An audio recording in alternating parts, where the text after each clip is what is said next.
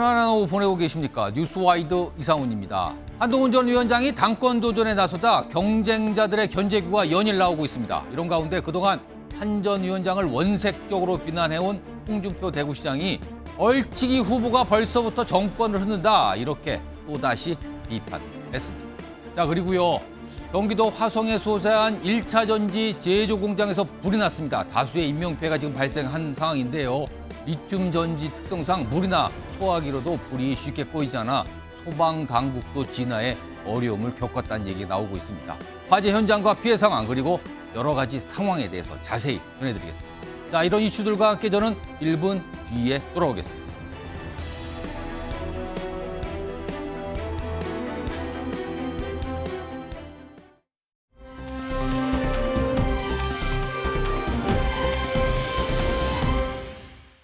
자, 오늘 오전 10시 31분경입니다. 경기도 화성의 한 리튬 전지 제조 공장에서 큰 불이 났는데요. 자, 지금 속보부터 좀 하나 전해드리겠습니다. 자, 화성 공장 화재 수색을 시작했다는 내용입니다. 지금요, 일단 진화는 어느 정도 초동 진화는 됐고요. 그리고 현재까지 확인된 건 9명 사망인데요. 지금 일각의 보도에 따르면은 사망자가 더 늘어날 수 있다. 지금 그런 얘기가 나오고 있고요. 실종자 역시 지금 뭐 20명 이상 된다. 이런 얘기 계속 나오고 있거든요. 지금 속보 또 나왔습니다. 23명이 실종이고요. 2층에서 시신 8구 수습이 됐다는 내용입니다. 오전까지만 해도 1명 사망. 일단 이런 소식이 들려왔는데 지금 2층에서 시신 8구 수습이 돼서 지금까지 공식적으로는 9명이거든요. 그러나 지금요. 많은 분들이 걱정하고 계십니다. 사망자가 굉장히 많이 늘어날 수도 있다는 얘기가 지금 나오고 있습니다. 자, 그럼요. 이와 관련해서 현장 연결 지금부터 좀 해보겠는데요. 화재 현장에 나가 있는 강소영 기자 연결해 보겠습니다. 자, 강소영 기자, 지금 상황이 어떻게 되고 있는지 자세히 좀 전해주시죠. 네, 제 뒤로 보이고 있는 이곳이 불이 난 리튬 전지 공장입니다. 오후 3시 10분쯤부터 큰 불이 잡히면서 본격적으로 구조대원들이 투입돼 실종자 수색을 벌이고 있습니다. 화재 이후 공장 직원 등 23명이 연락이 닿지 않고 있는데 수색 2시간이 지난 현재까지 시신 8구가 수습된 것으로 알려졌습니다. 전부 불이 시작된 공장 2층에서 흩어진 채 발견됐는데 비상계단으로 탈출하지 못해 숨진 것으로 추정됩니다. 또 실종자들의 휴대폰 위치가 모두 공장 인근인 것으로 밝혀져 사망자는 더 늘어날 수도 있습니다. 특히 23명 가운데 20명이 외국인 근로자로 추정되는데 작업자 명부가 타버려 신원 확인도 어려움을 겪고 있습니다. 화재가 난 오늘 오전 10시 30분쯤에는 당시 폭발 소리와 짙은 연기가 사방으로 퍼져나가면서 직원들은 황급히 대피했는데요. 이 과정에서 60대 남성 직원이 숨져 현재까지 사망자는 9명으로 집계되고 있습니다. 2층에서 대피했던 관계자에 의하면은 배터리 셀 하나에서 폭발적으로 연소가 시작되었다고. 불이 난 공장에는 최소 3만 5천 개의 리튬 배터리가 보관돼 있었는데요. 이 배터리들이 잇따라 터지면서 화재 진압은 물론 구조대원들의 현장 진입도 어려움을 겪은 것으로 알려졌습니다. 지금까지 화성 리튬 전지 공장 화재 현장에서 MBN 뉴스 강서영입니다. 자, 일단 사망자는 9명으로 현재까지 집계되고 있고요. 근데 실종자가 23분이나 계십니다. 연락이 안 된다고 합니다. 그리고 휴대폰 위치를 파악해 보니까 다 공장 안에 있는 걸 좀 파악이 되니까 빨리 생존자를 좀 찾았으면 좋겠습니다. 자, 그럼요. 화면으로 오늘 화재 현장 관련된 내용 하나 좀 정리해 보죠. 오늘 오전 10시 30분경입니다. 화성 리튬 전지 제조 공장에서 화재인데요. 완제품 보관 장소 공장 2층에서 리튬 배터리 한 개가 폭발하듯 연소가 일어났다. 그래서 화재가 시작됐다는데 여기에 지금 이 리튬 배터리 3만 5천 개가 보관되고 있으니까 이게 다 연쇄적으로 만약에 불이 났다면 이게 정말 큰 화재가 되는 거거든요. 그리고 리튬 전지는 다 아시다시피 이게 쉽게 말씀드리면은요. 전기자동차 등등에 쓰이는 이런 겁니다. 이게 진화하기가 어렵다는 건 많이 알려져 있거든요. 이게 지금 불이 난 상황이라고 알려지고 있습니다. 자, 그럼요. 지금 이 사안 관련해서요. 지금 전문가 좀 전화로 연결해서 좀 자세한 내용 알아볼 텐데요. 공화성 우석대 소방방재학과 교수 전화로 연결돼 있습니다. 공화성 교수님 나와 계시죠? 네, 공화성입니다. 예, 우선 급하게 좀 연결드렸는데요. 오늘 우선 화재가 발생한 게 오전 10시 30분. 그런데 초반부터 뭐 소방 당국이 투입이 돼서 진화 작업했다는데 오후에서야 불이 잡혔거든요. 이렇게까지 화재 진압이 어려운 이유는 어디 있다고 봐야 됩니까? 배터리 화재, 불산 리튬 배터리 화재인 것이죠. 리튬 예, 배터리 화재 같은 경우는 쉽게 이제 폭발이 일어날 수가 있고요. 그 다음에 한 번 폭발이 일어나는 것이 아니고 연쇄적으로 이렇게 폭발이 계속 일어납니다. 그런 특징. 또 한 가지는 불산이라든지 벤젠, 톨루엔 이런 아주 독성이 강한 가스를 배출합니다. 그렇기 때문에 쉽게 진입도 쉽지 않고 일반적으로는 또 물로 진압하기가 이게 또 어렵습니다. 예. 예, 그렇기 때문에 그 내부 진입이 쉽지 않아서 이게 진화가 늦어진 것으로 판단됩니다. 자, 그렇다면은 이럴 때는 화재 진화를 할 때는 어떤 방식을 가장 우선적으로 해야 되는 겁니까? 일반적으로는 금속 화재이기 때문에 마른 모래라든가 팽창 질석 이런 것들을 이용해야 되는데 소방 당국에 의하면 이번에는 리튬이 아주 소량이라서 예. 물로 진화를 했다 이런 얘기가 또 있었습니다. 그렇다면은 물로 진화하는 것 때문에 시간이 더 걸릴 수도 있었다. 이런 가능성이 있다고 봐야 되는 겁니까? 물로 진화를 하면 이게 리튬 배터리가 이게 물과 만나면 이 가연성 가스인 수소가 발생이 됩니다. 그래서 거기에 어떤 그 불꽃이 계속 존재하고 있다고 하면 예. 오히려 화재가 확대될 수도 있는 그런 문제점은 있습니다. 아, 그렇군요. 지금 또 속보가 나오고 있는데요. 소방당국이 좀 설명을 내놨군요. 화성 공장에서 사망자가 16명 발생했다. 지금 그 사이 늘어났는데 9명에서 지금 16명까지 나왔다는 이 소방당국의 설명이 있었는데, 공화성 교수님, 네. 일단 많은 분들이 공장 안에 있다가 거기에 계시다가 지금 변을 당한 걸로 보이는데 이렇게 리튬 전지 화재 같은 경우는 뭐 진화도 어렵지만 이럴 경우에는 어떻게 그 안에 계신 분들은 어떻게 대피할 수 있는 겁니까? 일단 아까 말씀드렸던 불산이라든지 일단 불산은 한 모금만 마셔도 심장마비를 일으킬 수가 있습니다. 벤젠도 호흡곤란 등의 아주 위험한 그 증상을 나타낼 수 있기 때문에 이 유독가스를 마시지 않는 것이 가장 중요합니다. 그리고 가장 빨리 외부로 나올 수 있는 피난로를 찾는 것이 중요하겠죠. 자, 그러면요. 지금 많은 분들이 생각하시는 게 리튬 전지 하니까 전기 자동차를 떠올리시는 분들이 오늘 많더군요. 지금 전기 자동차도 사실 화재가 발생하면은 물이나 소화기로 진화가 안 돼서 뭐 물탱크에 빠지거나 뭐 여러 가지 애를 써도 진화가 잘 안 된다는 얘기가 나오는데 사실 이번 상황도 좀 비슷했다는 얘기가 나오는데 이런 거는 대책이 좀 있어야 되는 거 아닙니까? 전문가로서 어떤 조언이 좀 가능할까요? 전기 자동차나 킥보드 이런 것들에 들어가는 것은 리튬 이온 배터리, 리튬과 이온을 조합해서 만든 배터리이고요. 예. 그래서 충전이 가능한 2차 전지라고 하고 이번에 화재가 발생한 것은 리튬과 망간 등을 조합해서 만든 1차 전지. 한 번 예. 사용하면 버려야 되는 이런 건데요. 그럼에도 불구하고 화재 특성이라든가 이런 패턴은 상당히 비슷합니다. 그렇기 때문에 현재로서는 예. 마땅한 소화 약제가 없습니다. 사실은. 그래서 전기차 같은 경우에는 그 열폭주 때문에 냉각소화, 다량의 물을 뿌려서 냉각소화를 하는 것이 바람직한데 예. 이번 화재 같은 리튬 1차 전지는 조금은 다릅니다. 음. 이것은 오히려 또 그 노출이 많이 되어 있습니다. 예. 그 전기차 같은 경우에는 그 배터리 위에 또 커버가 씌워져 있어가지고 물을 뿌려도 그 배터리까지는 물이 침투되지 않는 그런 특성을 보이는 반면 이 제조 공장에서 나오는 이 리튬 배터리는 상당히 많이 노출이 되어 있기 때문에 예. 또 물을 뿌리면 이 수소가스가 발생이 돼서 오히려 위험을 초래할 수가 있습니다. 그래서 이런 곳에는 평상시에 뭐 마른 모래라든가 팽창 예. 질석 이런 소화약제를 가까이 두는 것이 중요하고요.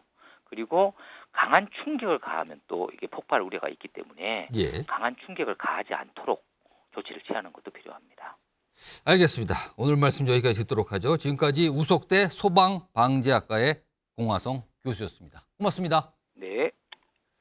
자, 워낙 뭐 예상치 못한 큰 화재고요. 지금 일단 사상자 규모가 굉장히 큽니다. 현재까지 알려지기는 사망이 16명이고요. 그리고 부상은 7명. 그리고 지금 실종자도 있는 걸로 알려지고 있거든요. 자, 이 내용이요. 뉴스와이도 방송 후반부에 다시 한번 전문가 모시고 좀 자세히 짚어볼 예정입니다. 자, 첫 번째 이슈 오늘 화성에서 있었던 화재 관련 내용 좀 전해드렸고요. 다음 이슈 바로 들어가겠습니다. 자, 제목이 바로 나왔습니다. 용산 협박이다. 어대안에 맹공을 퍼붓고 있다. 자, 어제 국민의힘에서 당대표에 도전을 하겠다는 분들 잇따라 출마 선언을 했죠.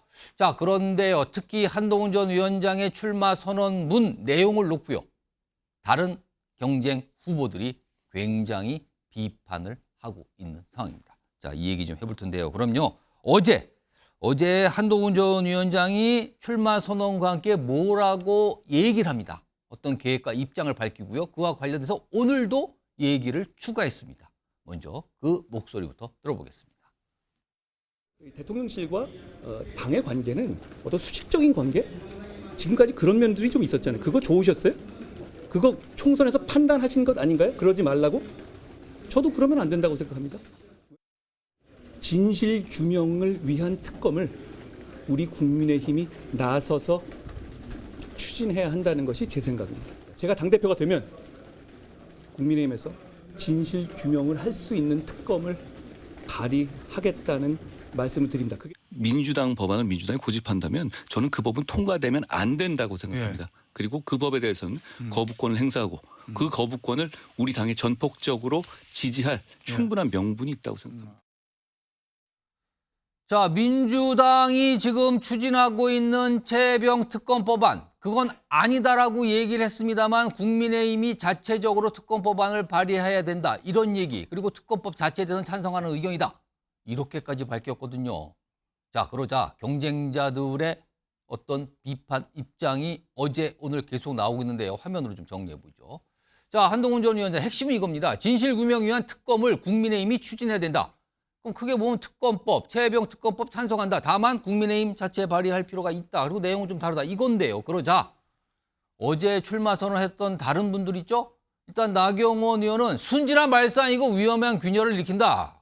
일단 비판적입니다. 그리고 원희룡 전 장관 찬성이요? 있을 수 없다. 공수처 수사가 우선입니다. 그리고요. 윤상현 의원 민주당 당대표 출마 선언으로 착각할 정도다. 무슨 말을 하는 겁니까? 이렇게까지 반발이 나오고 있습니다.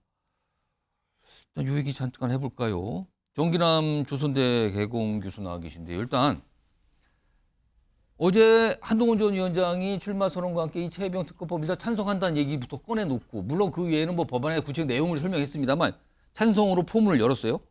한동훈 전 위원장의 이 선택, 이거 어떻게 좀 평가합니까? 이게 약간 한동훈 전 위원장 개인적으로 봤을 때 옳은 겁니까? 아니면 잘못된 선택입니까? 어떤 다른 평가가 좀 있을 것 같습니까? 그 어제 이제 그 3명의 후보가 1시간 간격으로 출마 선언을 했단 말이에요. 예. 근데 이번 전당대회가 국민의힘 전당대회가 과연 어떤 전당대회가 되어야 되느냐.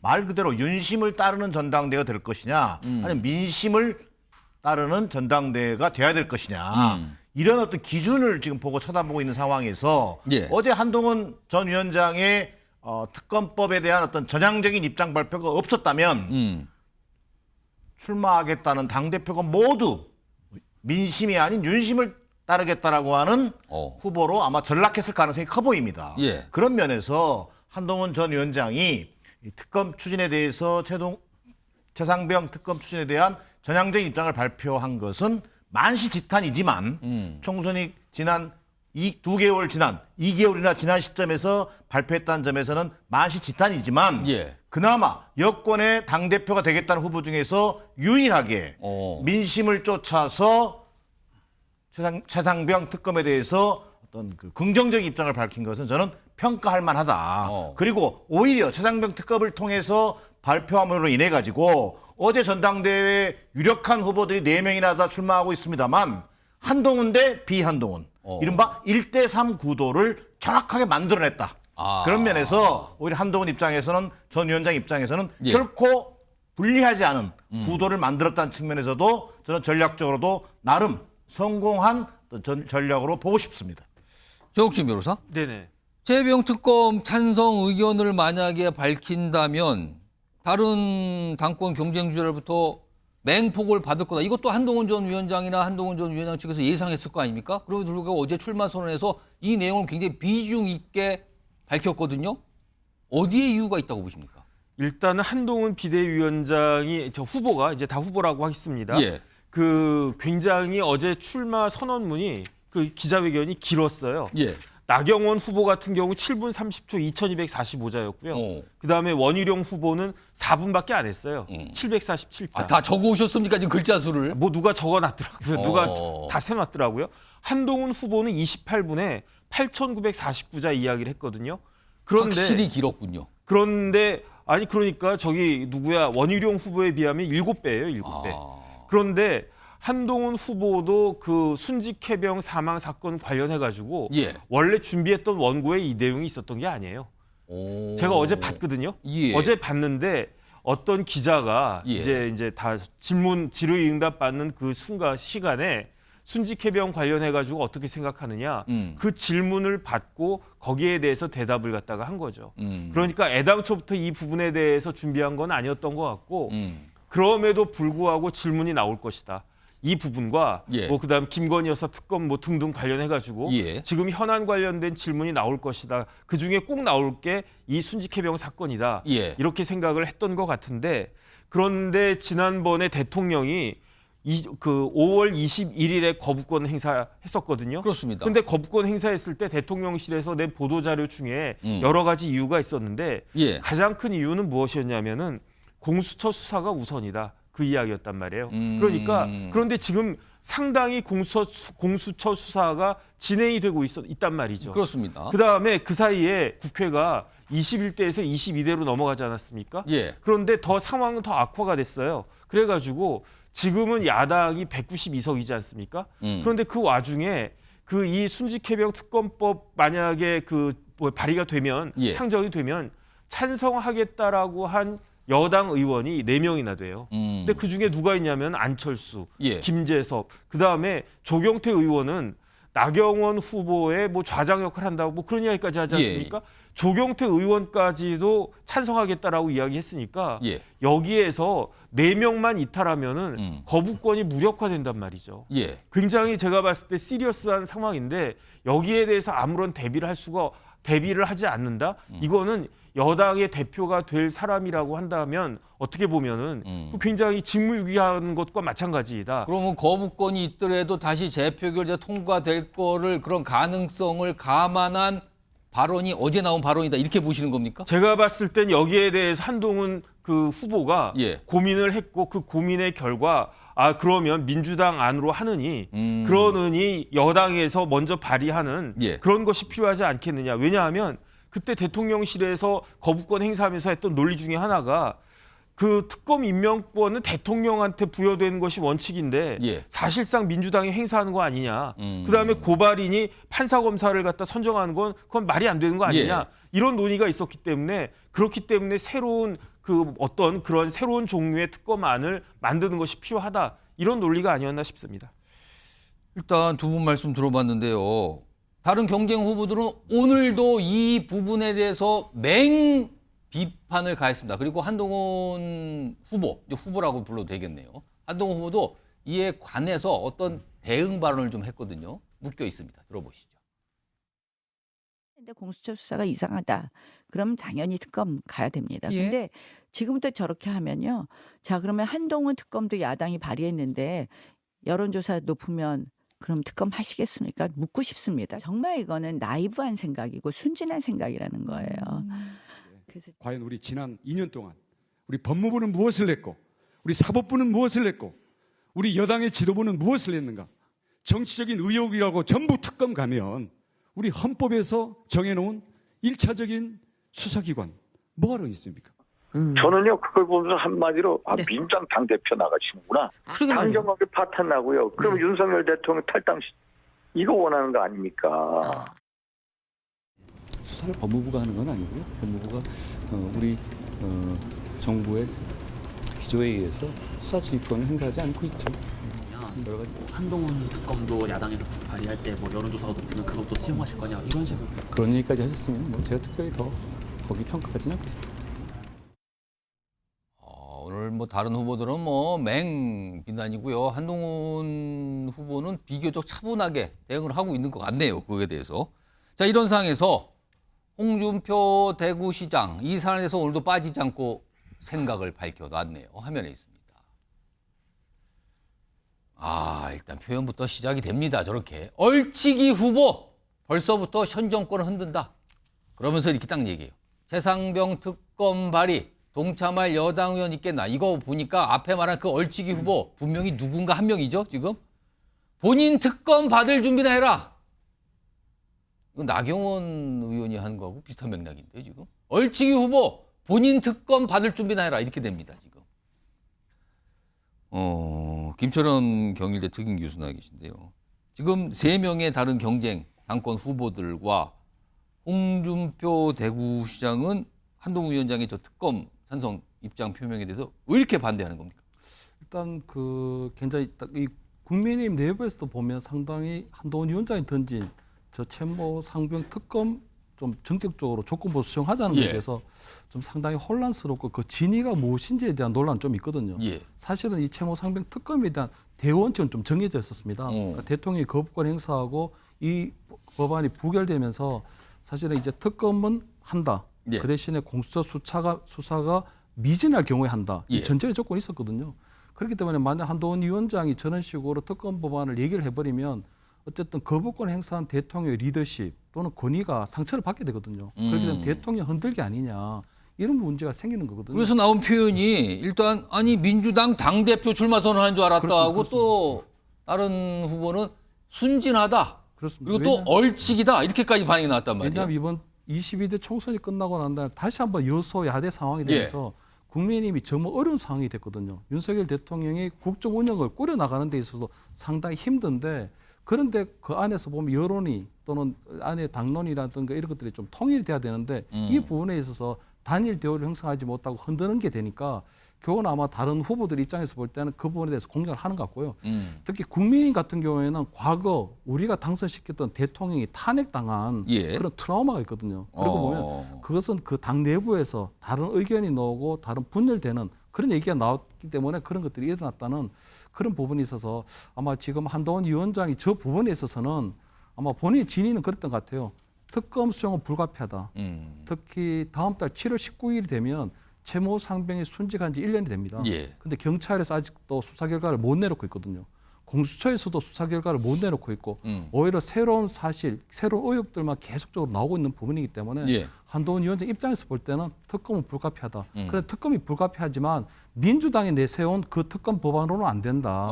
그러면 국민의힘이 조금 더 일찍 뭐 어떤 채모 상병 특검에 대한 준비도 해야 되지 않겠나 하는 그런 진위로 보이는데 어쨌든 간 지금 다른 후보들로부터는 상당히 당심을 흔드는 그런 이제 공격 대상이 된 건 분명히 그러면은 김철원 교수께서 보시기에 한동훈 후보가 저 특검 얘기를 꺼낸 거 일단은 기본적으로 원칙에 대한 찬성 입장을 낸 거란 말이에요. 그렇습니다. 그게 당권 도전할 때 당원들의 표심을 얻어야 되는 거잖아요. 그렇습니다. 이거하고는 어떻게 연결이 될까요? 이것이 아마 전략적으로 올바른 선택인지 나쁜 선택인지는 좀 더 지켜봐야 합니다. 왜냐하면 지금 상당히 좀 선명성은 부각이 됐거든요. 그리고 수평적 당청 관계를 얘기하면서 나름대로 한동훈식 해법은 이것이다 하는 부분들을 얘기했기 때문에 앞으로 대통령실에 대해서도 어쨌든 할 말을 하고 틀린 것은 틀렸다고 노라고 분명히 하겠다는 부분을 보였기 때문에 그 부분에서 얼마나 당심을 흔들 수 있을지 어필할 수 있을지는 좀 더 지켜봐야 되지 않겠나 이런 보입니다. 자, 일단 이런 반응에 대해서 사실은 한동훈 후보 캠프 내에서도 이거는 좀 생각보다 조금 강했다, 셌다라는 반응이 나왔거든요. 자, 화면으로 여러 가지 반응 좀 정리해 볼까요? 일단 어제 출마 선언에서 특히 이 부분이거든요. 한동훈 캠프 관계자는 언론에 이렇게 얘기를 해요. 예상보다 수위가 더 올라간 것 같다. 그렇다면 뭔가 논의가 있었지만 한동훈 후보가 스스로 좀 더 수위를 더 높였다는 뜻이 될 것 같고요. 그리고요, 또 한 언론의 친윤계, 국민의힘의 친윤계 중진 의원이 이렇게 얘기를 합니다. 먼저 나서서 특검법 발의하겠다는 것은 대통령과 각 세우고 싸우자는 얘기다. 이것은 용산에 대한 협박이나 다름없다. 이렇게 혹평을 내놨습니다. 김지호 더불어민주당 부대변인이 나와 계신데요. 이쯤 되면 국민의힘 내부에서 한동훈 후보는 반윤으로 간주가 되는 겁니까? 이거 어떻게 지금 보고 계십니까? 제가 볼 때는요, 한동훈 위원장은 반윤이라고 평가하기보다는 여태까지 그 여권의 지도자 리더십이 윤석열 대통령이었다면 이제 보수 지지자들은 새로운 리더십, 유능한 리더십을 가지고 민주당 이재명 대표와 싸우는, 싸워서 이기는 그런 지도자를 원한다고 생각한 것 같습니다.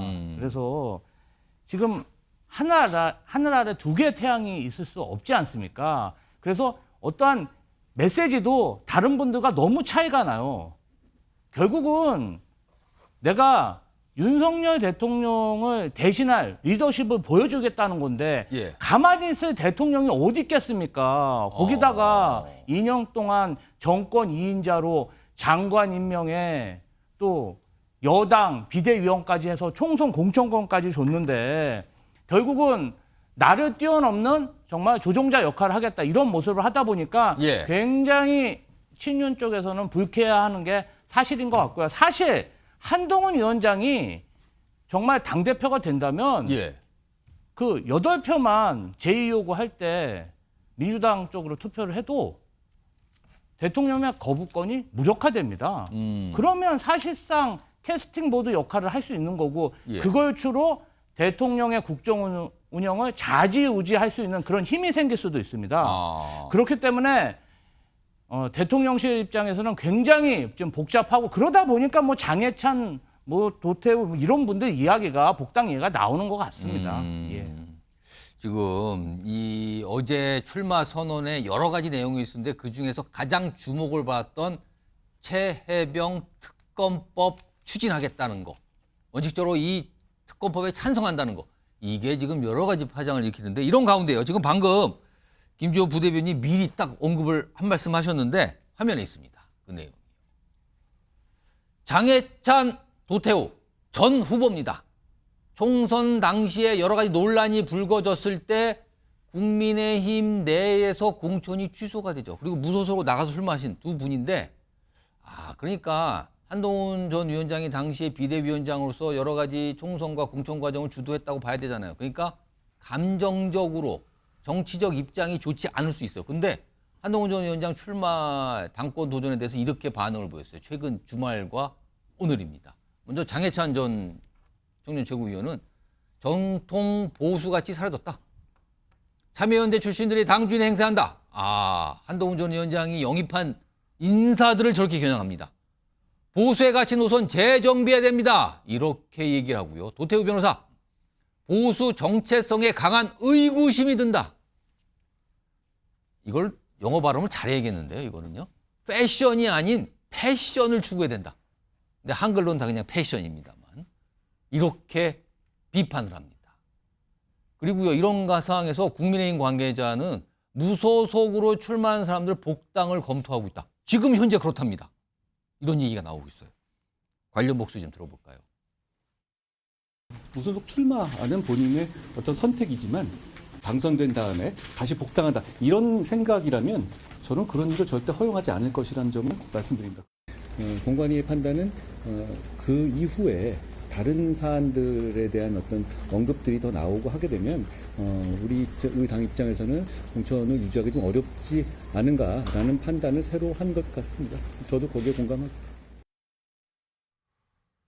자, 총선 당시에 김철규 교수님, 총선 당시에 한동훈 전 지금 후보입니다. 한동훈 후보는 무소속으로 출마한 분들의 복당에도 굉장히 부정적, 그런 거 안 된다는 취지로 얘기를 했거든요. 근데 지금 방금 소개해드렸지만 오늘 보도를 통해서 나오는 얘기가 특히 장해찬, 도태우 이 두 인물에 대해서 복당을 검토 중이란 말까지 나오고 있어요. 지금요. 혹시 한동훈 후보가 당대표 될 가능성이 상대적으로 커 보이니까 당대표 되기 전에 미리 조치를 취한다. 이렇게 봐야 되는 겁니까, 이거는? 근데 사실 무소속 출마자들이 복당이 안 된다고 하는 건요. 사실 한동훈 비대위원장이 그때 너무 나간 거거든요. 왜냐하면 과거에도 오늘 이번에 뭐 전당대 출마한 윤상현 의원 같은 경우에도 원희룡 전 장관 같은 경우에도 다 지난 탄핵 때 대통령 탄핵 때 다 바른정당으로 탈당을 했다가 다 복당하신 분들입니다. 어떻게 보면은 무소속으로 출마하게 홍준표 대구시장 같은 경우에도 역시 무소속 출마했죠. 그래서 사실은 정치 생리상 무소속 출마하더라도 다음 기회에 다 복당하게 되는 그런 수순을 밟게 되는데 아마 그때 한동훈 위원장이 볼 때는 그냥 이 어떤 총선 전략 차원에서 그리고 본인이 총선을 이끌고 있는 비대위원장으로서 했던 그런 부분인 것 같고요.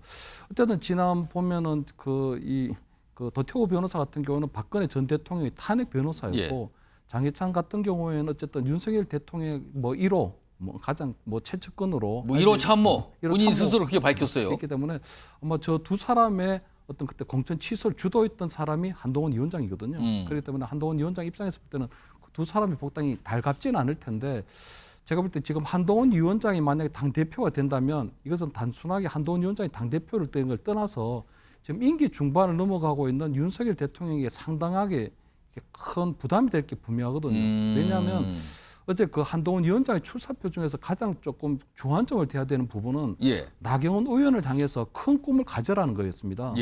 그것은 뭐냐면은 원래 당대표가 되는 사람이 다음에 차기 대선에 나오려면 내년 9월 달에는 사퇴를 해야 되거든요. 근데 한동훈 위원장의 소개는 보면 내년 9월 달에 사퇴하지 않고 2028년까지 그러니까 2년 임기 다 채우려고 하는 것 같아요. 그때 가서 그다음에 그러니까 2028년, 2026년 8월 달이 되면 아마 임기가 끝나고 바로 대선 레이스가 시작되는데 그때 국민의힘의 대권 후보 1위가 국민 신망을 받는 대권 후보 1위가 본인이라면 당은 당규를 앞세워서 차기 대선에 못 나가게 할 수 있겠느냐 하는 그런 걸 깔려 있다고 보이거든요. 그렇기 때문에 지금 한동훈 위원장 입장에서 볼 때는 앞으로 당대표가 되면 2026년까지 다 임기를 다 채우고 대권에도 나올 수 있다는 그런 것들 뉘앙스를 풍기고 있기 때문에 지금 새로운 미래 권력으로서 차기 대선에 도전하려고 하는 그런 의지까지도 다 보이고 있는 부분이거든요. 그렇기 때문에 지금 아마 한동훈 위원장을 어떻게든지 이번 당대표에 하는 과정에서 막기 위해서는 지금 뭐 복당시키는 장해찬, 도태우 변호사의 복당뿐만 아니고 저는 필요하다면 지금 친윤의 핵심인 이철규 의원마저도 아마 이번 최고위원회 러닝메이트 형식으로 출마시켜야 하는 그런 뭐 보관들도 있지 않을까 이렇게는 보입니다.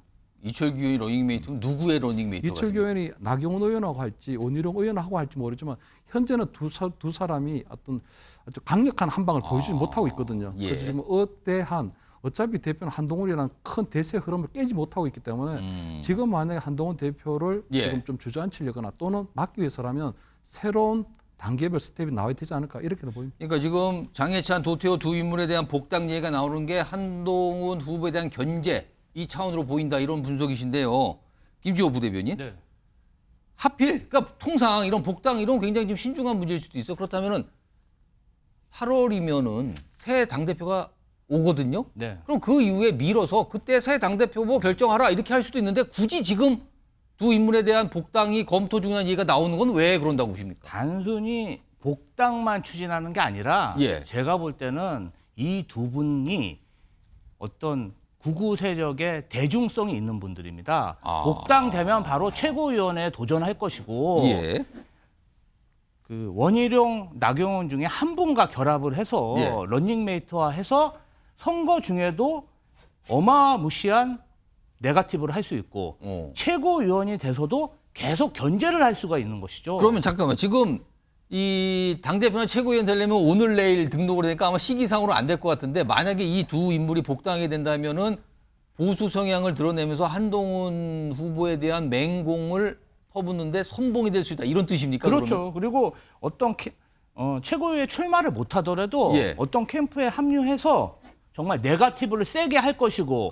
기존 친윤 의원들은 그 TK 의원들 중심으로 조직표로 뭔가 한판 승부를 벌여볼 수 있다. 만약에 당대표에서 성과를 못 낸다면 최고위원으로 견제를 하려고 할 거기 때문에 최고위원 선거도 앞으로 좀 치열해질 전망입니다. 지금 보면은요, 오늘 뭐 사실상 한동훈 후보와 러닝메이트 최고위원 후보로 나서는 분들이 오늘 출마 선언했는데 이제 다른 후보들은 아직 뭐 누구 찾고 있다 이런 얘기 나오고 있거든요. 그러니까 아직까지 그 러닝메이트의 그 형태는 아직 명확하게 나오지는 않은 상황인데 기다려봐야 되고요. 이런 상황에서 어제 아주 짧은 설전처럼 좀 오간 게 있는데 한동훈 후보와 원희룡 후보 얘기예요. 뭔가 윤석열 대통령과 접촉을 하고 연락하고 만나고 한 거에 대해서 뭔가 설전처럼 비춰졌는데 일단 그 목소리부터 좀 들어보시죠. 엘살바도르 특사 보고차 용산에 다녀왔고요. 그 과정에 아무튼 다른 주자들이 이미 다 다녀갔다라는 말씀을 하시더라고요. 원래는 비서실장한테 전화를 했는데 대통령한테 직접 전화를 드리는 게 예의 아니냐. 그래서 전화를 했는데 뭐 잘해봐라 이러고 끊었다고 말씀을 하시더라고요. 전화 통화 10초라고 뭐 그건 어디서 나온지 말은 모르겠습니다만 서로 독담하는데 10초 가지고 되겠습니까? 그게 별로 중요한 얘기 같지는 않습니다. 왜냐하면 이 문제가 우리 국민을 위해서 정치하는 거에서 중요한가요? 공적 관계, 사적인 어떤 친소 관계가 이 관심의 대상이 되고 공적인 결정의 가부라든가 결과에 다르게 영향을 주면 안 된다고 생각합니다. 자, 화면으로 좀 정리해 볼까요? 핵심만 좀 추려봤습니다. 어제 1시간 간격으로 기자회견을 했는데 한동훈 전 위원장이 먼저 기자회견을 하고 기자들 질문을 받았어요. 내용을 얘기한 다음에 윤석열 대통령과 뭐 통화했다는 얘기가 나오는데요. 어떻게 된 겁니까? 그리고 뭐 일각에서 보니까 뭐 통화를 한 10초만 했다는데요. 라는 질문이 있었어요. 그러자 아니 10초 했다는 얘기가 있던데 아니 서로 독담하는데 10초 갖고 되겠습니까? 그러니까 전화통화를 하긴 했는데 더 길게 했다 이런 뜻 같잖아요. 그리고 이 얘기가 끝난 뒤에 원희룡 전 장관이 한동훈 전 위원장이 대통령께 전화를 했는데 대통령이 잘해봐라 그러고 끊었다 하셨다. 그러면서 설명한 게 다른 후보들은 만났다 윤석열 대통령을. 근데 한동훈 위원장은 그냥 전화통화만 아주 짧게 한 것 같다. 잘해봐라 이 얘기만 나왔다. 약간 뭔가 비판하는 것 같단 말이에요. 정기란 교수님. 정말 전화통화를 10초를 했는지 어땠는지 뭐 그 이상인지 알 수는 없지만 전체로 분위기가 여전히 윤석열 대통령과 한동훈 후보의 그 관계는 회복이 안 된 것 같다는 얘기가 오늘도 정치권에서는 중론처럼 나왔거든요. 이거 어떻게 봐야 됩니까? 글쎄요, 뭐 저 전화통화 여부, 사실 여부를 떠나서 윤석열 대통령과 한동훈 전 비대위원장 간의 관계는 지난 4월 총선을 거치면서 결별했다. 정치적으로 결별했다. 이렇게 보는 게 저는 맞아 보입니다. 근데 결별했는데 전화통화는 왜 했을까요? 아니 그러나 여당의 지금 대표로 출마를 해야 되는 상황이고요. 정치적 결별이라고 하는 것은 또 입장이 다를 수도 있는 거지 않습니까? 결국은 그동안은 윤석열 대통령의 황태자라는 신분이었다면 이번 전당대회를 통해서 한동훈 전 위원장은 이른바 정치적으로 정치인 한동훈으로서 홀로 서겠다라고 하는 목표를 분명히 하고 있다. 그런 면에서 본다면 어제 원희룡 후보가 어찌 보면 한동훈 전 위원장에게 약간 잽을 날린 거거든요.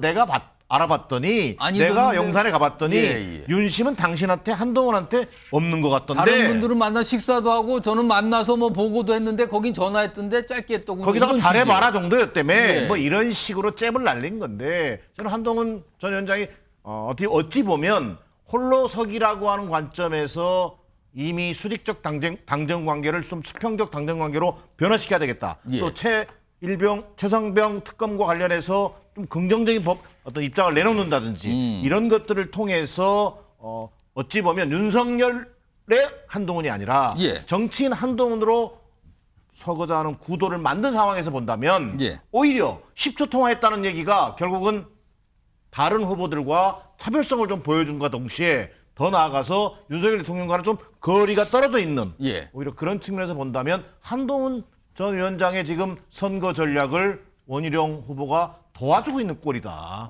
저는 이렇게 보여집니다. 정옥진 변호사는 어떻게 보세요? 지금 윤석열 대통령과 한동훈 후보의 관계는 이제 뭐 어려워진 겁니까? 어떻게 된 겁니까? 글쎄요. 그걸 떠나가지고 원희룡 후보가 어제 4분 이야기하고 747자 이야기했는데 그 내용이 뭐냐면 나는 대통령하고 신뢰가 있다. 신뢰가 있다. 나는 대통령과 원팀이다. 그런데 나는 레드팀 만들어서 대통령한테 민심 전달하겠다. 이게 핵심이었단 말이에요. 그러니까 자기 얘기보다는 대통령 이야기를 많이 했단 말이죠. 그러네요. 내 뒤에 대통령이 있다. 난 대통령과 한 팀이고 그런데 지금 뭐 이런저런 불만들이 있으니까 레드팀 만들어서 민심들 잘 이렇게 해가지고 그 대통령한테 잘 말씀드리겠다. 이게 이제 당대표가 되시겠다는 원희룡 후보의 이야기였고. 그런데 한동훈 후보는 28분 동안에 8949자 이야기하면서 뭐라고 이야기했냐면은 국민의 눈높이 이야기했어요. 국민의 눈높이가 말만이 아닌 실천하는 여당을 만들어 보겠다. 그다음에 당정 관계를 수평적으로 재정립하겠다. 당정 관계겠습니까? 당하고 대통령실 관계겠지. 그렇겠죠. 그다음에 그러니까 결론은 뭐냐면은 원희룡 후보는 나는 대통령과 이만큼 친하다는 것을 강조한 거고 지금까지도 또 강조한 거예요. 어제 그렇게 이야기하고 오늘 나 이렇게 가까운데 한동훈 후보는 10초밖에 안 되네. 이 이야기를 갖다 또 한 거고 한동훈 후보는 어떻게 이야기했느냐. 내가 당대표가 되면 어쨌든 어려운 이 상황에서 그 국민의힘이라고 한 여당을 이렇게 이끌겠다 이 이야기하는 거 아니겠습니까? 예. 두 사람이 이야기하는 게 완전히 달라요. 그러니까 저는 궁금한 게 과연 그렇다라고 하면 국민의힘 당원들은 원희룡과 한동훈 중에서 예. 누구를 택할 것인가? 그게 앞으로 3년간의 정국을 갖다가 규정 지을 거고요. 예. 그게 결국은 대선을 규정할 것이다. 저는 그렇게 판단됩니다. 10초 통화로 표현되지만 그 표현에는 바라보는 지점이 완전히 다르다. 지금 이건데요. 아까 영상에서 들으셨지만요. 한동훈 전 위원장은 윤석열 대통령 관계에 대한 설명을 길게 하면서 공적 관계라는 표현을 강조했습니다. 친하다, 신뢰가 있다, 말을 쉽게 전할 수 있고 믿음이 있다 이런 게 아니라 공적 관계라는 표현을 강조합니다. 이것도 좀 주목을 받았죠. 이런 상황에서요. 어제 한동훈 후보 김건희 여사 특검 관련해서도 얘기를 꺼내놨는데요. 이거는 최병 특검과는 조금 분위기가 달랐습니다. 목소리 들어보시죠. 가방 사안 같은 경우는 사실관계는 대부분 드러난 상태에서 법리에 대한 판단만 사실상 남은 문제이기 때문에 지금 단계에서 특검을 도입할 문제는 저는 아니라고 생각합니다. 제가 당대표가 되면 특별감찰관을 더 이상 미루지 않고 우리 국민의힘이 적극적으로 추천하겠습니다. 투명성을 제거하기 위해서 제2부속실을 즉시 설치하려고 강력하게 요구드리겠습니다. 자, 그럼요. 정리 좀 해볼까요? 화면에 있습니다. 그렇다면은요, 최병 특검법 반대할 수 없어. 찬성한다는 거예요. 물론 이게 지금 민주당에서 추진하는 그것과는 내용이 좀 다릅니다만 진실 규명 위해 추진해야 된다. 본인이 당대표 되면 추진하겠다라고 밝혔어요. 반면에 도이치모터스 산, 이거는 저 김건희 여사 관련된 거잖아요. 이미 판결 임박이다. 지금 특검할 거 아니다. 여기는 반대를 명확히 합니다. 그러면서 본인이 대표가 되면 제2부속실 설치 강력히 요구하겠습니다. 다른 대안 제시를 합니다. 결이 다르죠. 위아래가. 김주호 부대변인, 이 김 여사 관련 건에 대해서는 왜 반대 입장, 최혜병 건에 대해서는 찬성 입장, 이거 왜 다른다고 보십니까? 제가 볼 때는 한동훈 위원장에게는 김건희 여사 종합특검이 마지노선인 것 같습니다. 레드라인. 최혜병 특검까지는 넘을 수 있지만 예. 김건희 여사 종합특검을 넘었을 때 정말 대통령실과는 관계 자체가 끝난다. 적대적 관계로 협상조차 되지 않는다.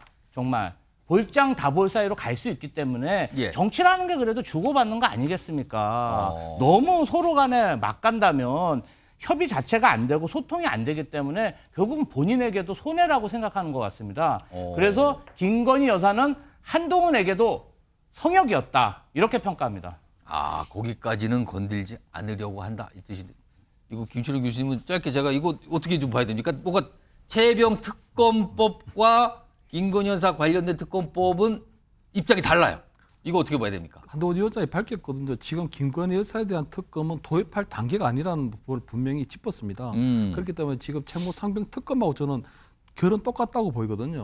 어쨌든 지금 특검이라고 하는 부분들이 추진되는 과정에 있어서 필요하다면 그 안에 있는 그 전제 조건들이 성립돼야 된다는 부분이거든요. 예. 그래서 채무 상병 특검 같은 경우에는 아까 말씀드린 것처럼 지금 1년이 지났는데도 불구하고 공수처 수사나 경찰 수사가 제대로 나온 사실이 없고 새로운 의혹들이 계속 뻗어져 나온다면 예. 결국 어느 정도의 특검은 불가피할 것이 아니냐. 국민적인 여론을 수용해야 될 필요가 있다는 부분이고 김건희 여사 특검 같은 경우에는 지금 검찰총장이 직접 나서서 예. TF팀을 만들고 지금 이 수사도 하고 있고 또 항소심 판결도 진행되고 있는 부분이기 때문에 그것은 당분간 좀 지켜보고 그리고 난 이후에 거기에도 마찬가지로 국민적 의혹이 있다면 당연히 그 부분에 있어서 좀 더 전향적으로 판단할 수 있는 근거가 있다는 것이죠.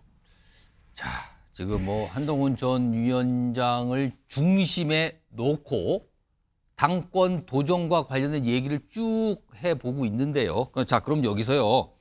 패널 네 분들과 함께 용감한 전망을 좀 한번 해보겠습니다. 용감하라는 건요. 그만큼 모른다는 뜻인데요. 사실 국민의힘 전당대회에서는 당대표를 뽑게 되는데 이게 룰이요. 이 전체 이 합산된 이 득표가 50%를 넘으면 1등이 무조건 당선이 되는 거예요. 그런데 50%를 절반을 넘는 후보가 안 나오면은 결선 투표 1등과 2등이 다시 한번 투표를 하게 되는 거거든요. 결선 투표가 있어요. 자, 그럼 화면 좀 보겠습니다. 이게 문제가 있는데요. 패널 네 분은 OX를 선택해 주셔야 돼요.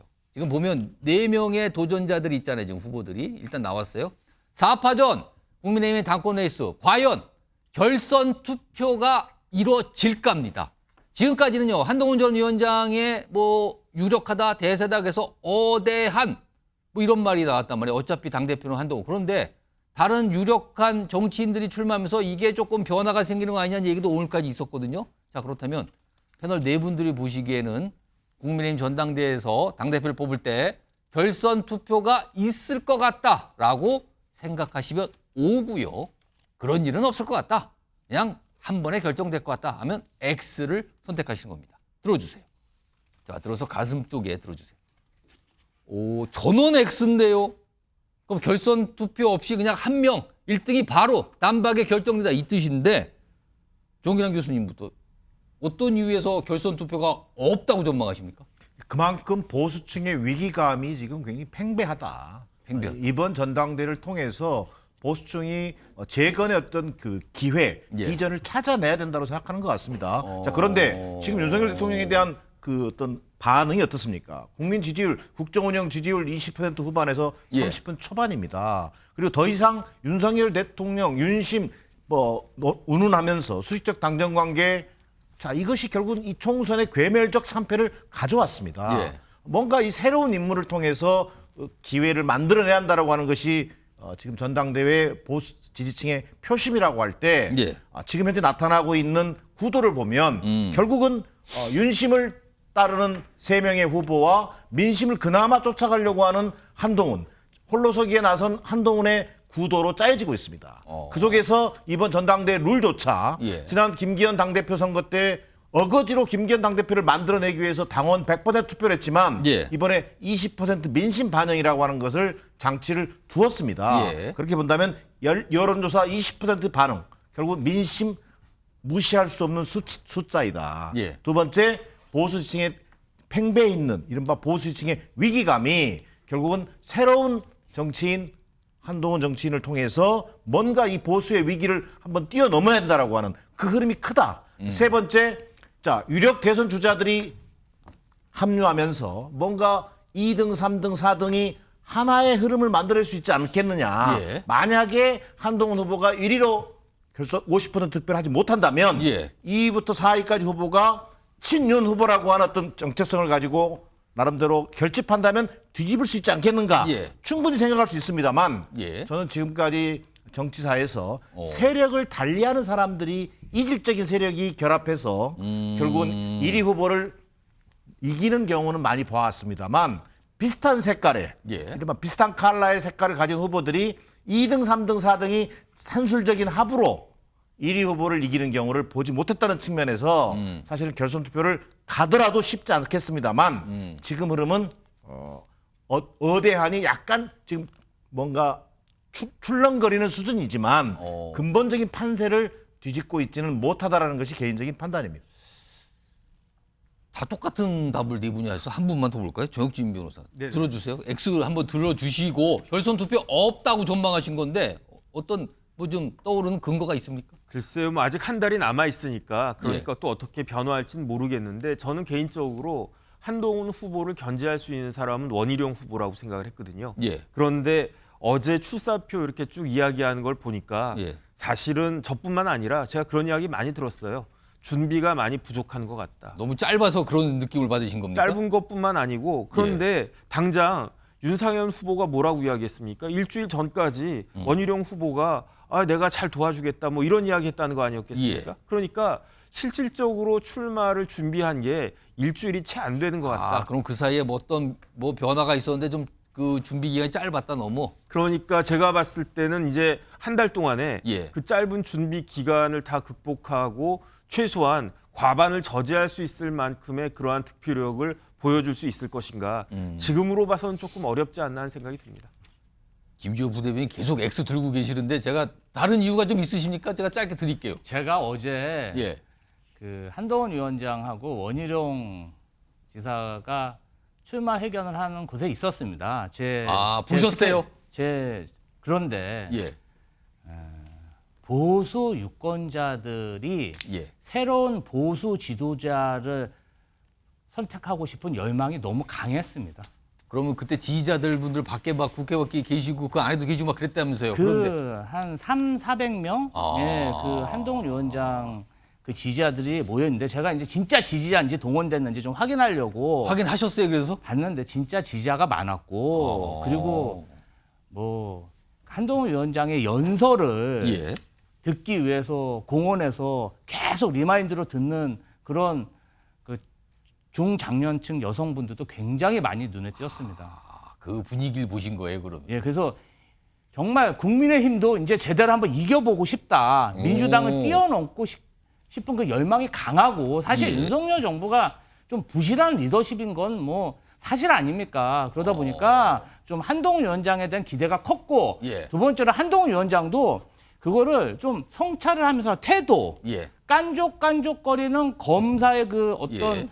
그 태도에서 벗어나서 뭔가 태도 면에서 굉장히 좋아졌고 그리고 계속 흡수하면서 하고 싶은 말은 이거였습니다. 예. 총선 때 정말 시간이 모자라서 진 거지 제대로 능력을 발휘하면 이길 수 있다. 예. 그런 비전은 좀 제시했다고 봅니다. 김주호 부대변인께서 갑자기 한동훈 후보에 대해서 굉장히 긍정적 평가를 해주시는 것 같아서 굉장히 이례적인 것 같아요. 아무튼 알겠습니다. 아무튼 네 분이 모두 다 결선 투표는 없을 것 같다 이렇게 전망을 했습니다. 자, 이런 상황에서요. 오늘 한 가지 눈길 잡는 행사가 있었는데요. 이게 뭐라고 설명할까요? 김기현 의원이면은 국민의힘의 전직 대표. 근데 이 자리에서 축설하신 분도 국민의힘의 전직 대표. 그런데 지금은 소속 정당이 바뀌었습니다. 근데 축설했어요.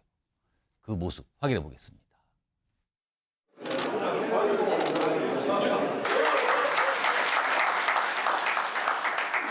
예, 여기서 축사하니까 좀 재밌네요. 참 요즘 전당대회 시즌이라 가지고 아까도 지금도 원지사도 계시고 여기 윤상현 의원님도 계시고 한데 야, 이거 당대표 해보니까 왜 하려고 하지? 이런 생각이 들기도 합니다. 다들 도전하신 만큼 좋은 성과가 있기를 우선 기대하겠습니다. 예, 귀당의 후보군을 보다 보니 예외 없이 서울대 또는 법대 출신으로 다 차 있는 것 같습니다. 김철원 교수님? 오늘 뭐 행사장에 온 모습도 약간 좀 이례적이라고 그러고 왜냐하면 소속 정당이 다른데 와서 뭐 축사도 해주고 뭐 또 오늘 그 자리에는 다른 당권 후보들도 또 와 있었어요, 일부는. 자, 이준석 의원이 이렇게 얘기를 해요. 본인이 여당 대표를 해봤다. 근데 여당 대표 자리는 굉장히 어려운 자리더라. 그래서 보니까 왜 하려고 하는지 잘 모르겠다. 지금 도전하신 분들 장에서 한 얘기요. 이게 무슨 말입니까? 뭐 다 자기보다 이제 뭐 이 발 아래로 두는 거죠 뭐. 그 어려운 자리를 나는 잘 수행해냈지만 여기 나오신 분들은 보면 그 잘할 것 같지 않은데 잘할 수 있는 능력도 없으면서 왜 나오지? 이런 생각을 하는 거죠. 그래서 이준석 의원도 당대표 하다 말고 중도에 뭐 문제가 발생하고 막 그런 거 아닙니까? 그렇습니다. 그때 보면 어쨌든 윤석열 대통령하고 여러 가지 예. 관계들 때문에 어쨌든 뭐 대표에서 그때 밀려나는 그런 아픔이 있었다고 보이는데 어쨌든 지금 나오시는 분들이 보면 뭐 이 한동훈 뭐 후보 같은 경우에는 어떤 수평적 앞으로 굉장히 뭐 이 대통령실과 상당히 불편한 관계를 하겠다는 거고 예. 나머지 세 분 같은 경우에는 어쨌든 약간 대통령실하고는 좋은 관계 또는 긴장 관계를 가져가겠다는 거거든요. 그러다 보니까 그런 관계들을 잘 해결해 내지 못하게 되면 결국은 본인 같은 신세가 되거나 아니면 그 당대표라는 자리를 제대로 해낼 수 없을 텐데 그럼 도대체 어떤 마인드를 갖고 아니면 어떤 대통령실과는 앞으로 어떤 관계를 만들어갈 것인가에 대한 그런 의문을 고민을 던져준 게 아닌가 이렇게 보입니다. 덕담은 아니고 그럼 어디 한번 잘해보세요 이 분위기입니까? 그럼 상당히 이제 고민을 많이 던진 거로 보이죠. 그러니까 어떻게 보면 이준석 대표도 잘해봐라 하는 거고 예. 뭐 이 한동훈 위원장의 전화를 받은 그 뭐 대통령의 잘해봐라 하는 것들도 상당히 어조가 예. 애정이 듬뿍 있는 잘해보라는 것인지 아니면 잘해봐라는 어떤 반응법적 것인지 뭐 지켜볼 일입니다. 이게 표현은 덕담 같은데 분위기를 파악해야 되는 상황이 돼버렸네요. 정기란 교수님, 오늘 행사는 사실 국민의힘 행사예요. 김기현 의원이 주최했어요. 근데 여기를 이준석 개혁신당 의원이 참석해서 축사한 겁니다. 이 모습을 보고요, 많은 분들이 향후에 개혁신당하고 국민의힘하고 뭐 어떻게 손을 잡거나 뭐 아니면 여차하면 합하거나 이런 가능성까지 생각하는 건가? 외워한 건가? 이거 어떻게 봐야 됩니까? 너무 나간 생각이긴 합니다만 예.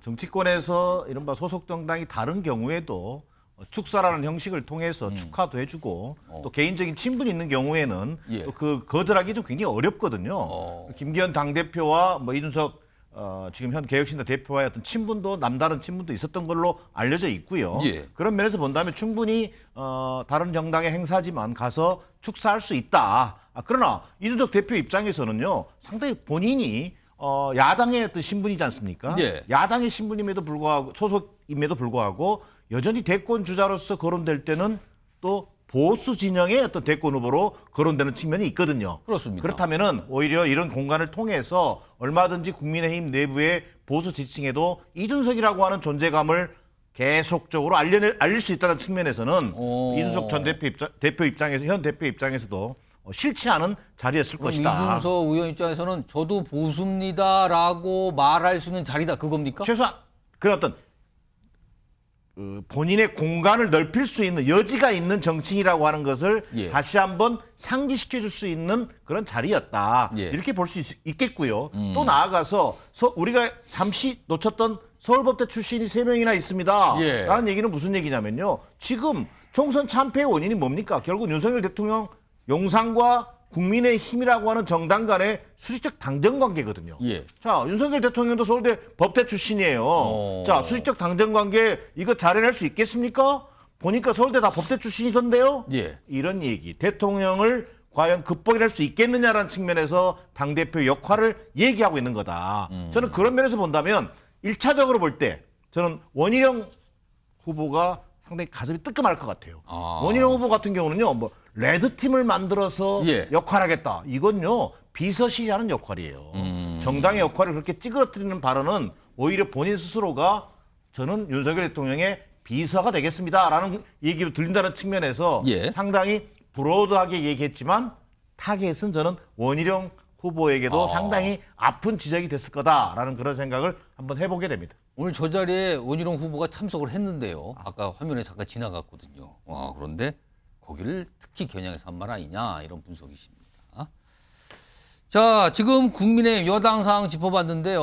제1야당인 민주당 역시 8월에는 당대표를 새로 뽑아야 됩니다. 그런데 어느 순간부터 총선이 끝난 이후부터 지금의 당대표인 이재명 대표가 한 번 더 당대표 이런 얘기 나오고 있죠. 그래서 일각에서는 또 대명 뭐 이런 표현까지 등장해요. 그 주제로 가보죠. 또 대명 분위기, 이런 분위기에서 과연 도전자가 있을까? 당대표를 하겠다고 나서는 도전자가 과연 있을까? 이게 궁금한 지점입니다. 자, 오늘 이재명 대표 중요한 내용 밝혔죠? 본인의 거취에 대해서. 많은 분들이 언제쯤 이 얘기할까 했는데 오늘 했어요. 그 목소리부터 들어보겠습니다. 조금 전 최고위원회의를 마지막으로 더불어민주당의 당대표직을 사임하게 됐습니다. 길지 않게 고민해서 저의 거취를 결정하겠다는 말씀을 드립니다. 아무래도 출마를 하지 않을 것으로 확정했다면 사퇴하지는 않았을 것 같습니다. 맨 마지막 날 출마를 하지 않을 것 같았으면 사퇴를 안 했겠다. 그럼 출마한다는 소리인 건가요? 이게 어떻게 이렇게 어렵게 좀 얘기를 했는데 뭐 그렇게 들리네요. 화면 좀 보겠습니다. 그렇다면 사실상 연임에 나선다라고 지금 정치권을 받아들이고 있는데요. 또 제목이 저 위에 큰 제목이 있죠. 또 대명 민주당 전당대회 이렇게 갈 것 같아요. 또 대명 이재명 대표의 연임 뭐 도전이니까요. 이게 과연 민주당에는 전체적으로 봤을 때 득이냐 아니냐 이겁니다.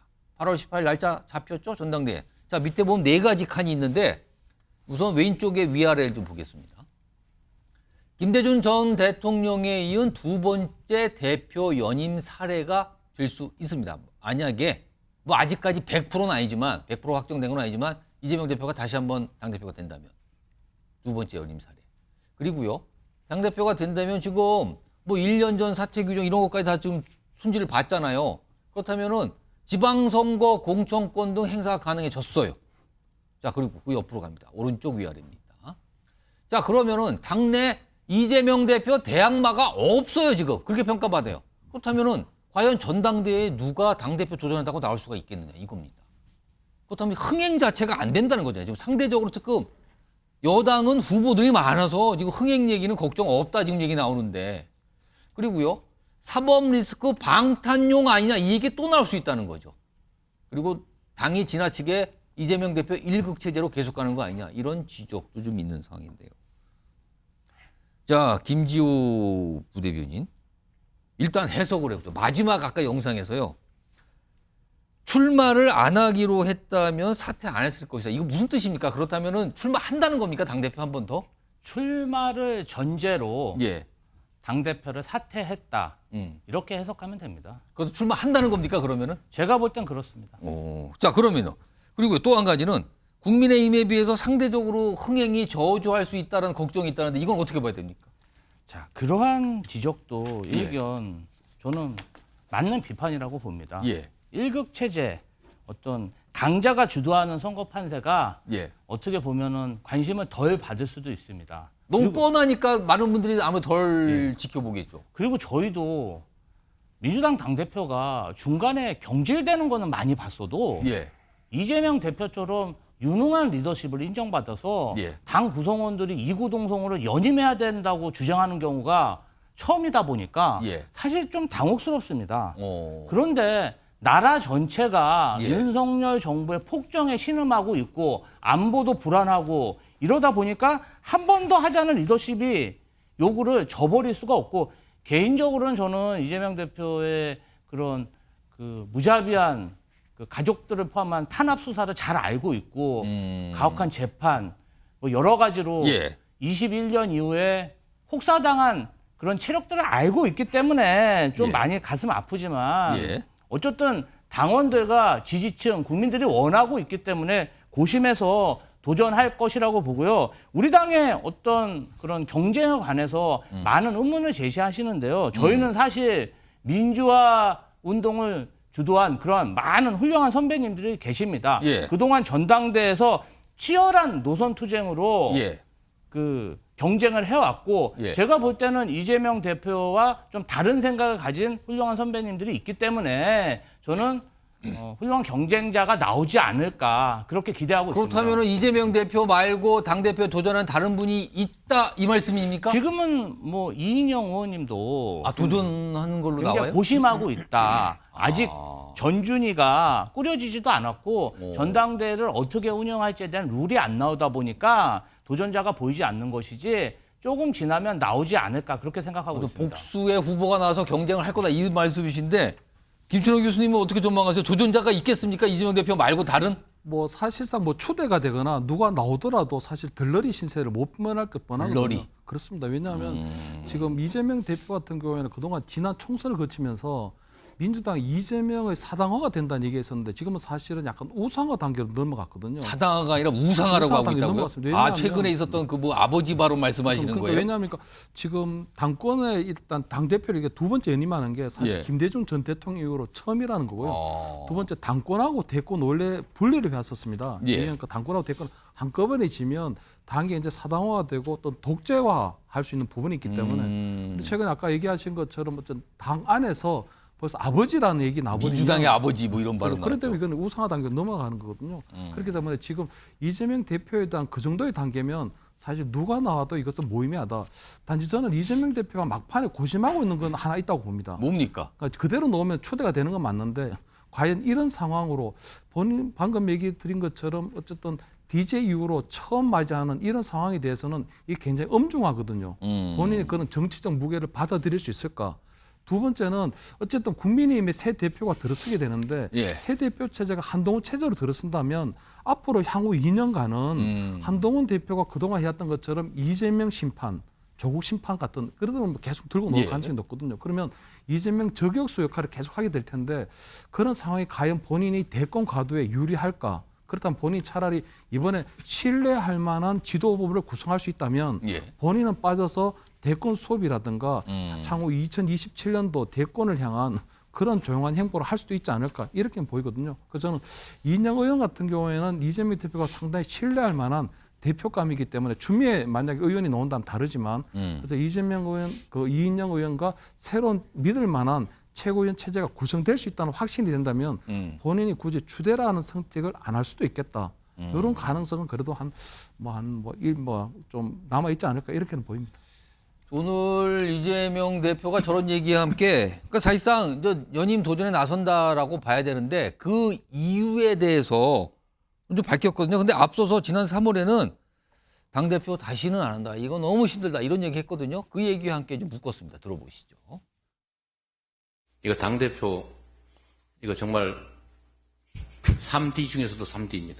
누가 억지로 시켜도 다시 하고 싶지 않습니다. 얼마 전까지만 해도 연임 얘기를 할 때는 저도 사실 웃어 넘겼는데 웃어 넘길 수 없는 상황으로 전개됐던 측면들이 있는 것 같습니다. 개인적 입지보다는 전체를 생각해서 결정해야 된다는 생각이 들었습니다. 조혁진 변호사 3월하고 보니까 완전히 대비가 되네요. 생각이 많이 바뀐 상황인데 조혁진 변호사 왜 생각이 바뀌었다고 보십니까? 글쎄요, 전 3월에 저런 말씀 하셨는지도 기억이 안 났는데 기억이 났다고 하더라도 믿지 않았을 거고요. 이재명 대표 유명한 말 있지 않습니까? 박근혜 전 대통령 보고 존경한다고 했더니 진짜 존경한 줄 아느냐. 그다음에 시건을 한두 번 했습니까? 불체포 특권 가지고 여러 번 시건을 갖다가 했잖아요. 만약에 지금도 검찰이 구속영장 청구하면 또 불체포 특권 사교화하지 않겠습니까? 그러니까 그다음에 다른 걸 다 떠나가지고 이재명 대표는 다른 사람을 믿을 수 있는 그런 상황이 아니에요. 당대표직을 놓을 수 있을 만큼 마음의 여유가 있는 상황이 아니에요. 지금 또 기소가 되지 않았습니까? 그다음에 또 수사받고 있지 않습니까? 이런 것들을 지금까지 2년 동안 가장 효율적으로 방어할 수 있었던 게 두 가지인데 하나는 국회의원 빼치고 또 하나는 제1당 당수 아니었겠습니까? 이 둘 중에 하나라도 내려놓을 생각을 전혀 하지 않았을 것이다. 저는 그런 생각이 듭니다. 정기남 교수께서는 일단 표면적으로 말한 거는 약간 달라진 것 같아요. 어떤 이유가 있다고 보십니까? 뭐 표면적으로 보면 그렇죠. 제1야당의 대표로서 이번 총선에 압승을 이끌었습니다. 자, 그러면서 크게 이긴 당대표란 점에서는 좀 대표 연임 출마? 정당성 측면에서는 얼마든지 그럴 수 있습니다. 자, 그런 면에서 상황이 많이 바뀐 건 사실이죠. 두 번째, 지금의 민주당의 시대 정신이 결국은 오로지 이재명입니다. 그런 상황이 돼버렸어요. 그것이 분명한 상황에서 어차피 대표는 이재명이라는 여론이 강력하게 형성되어 있는 것이 사실이기 때문에 전혀 이상할 것은 저는 없다고 보여집니다. 이재명 대표가 그러면서도 스스로 또 솔직한 속내도 밝혔어요. 좀 전에 자료하면서 얘기했습니다.만 웃어 넘길 수 없는 상황이 됐다. 이 얘기는 뭐냐면 현실적으로 이재명 대표의 사활적 선택이다. 사법 리스크에 대응하기 위한 저는 사활적 선택으로 보여집니다. 불가피한 선택으로 보는 겁니다.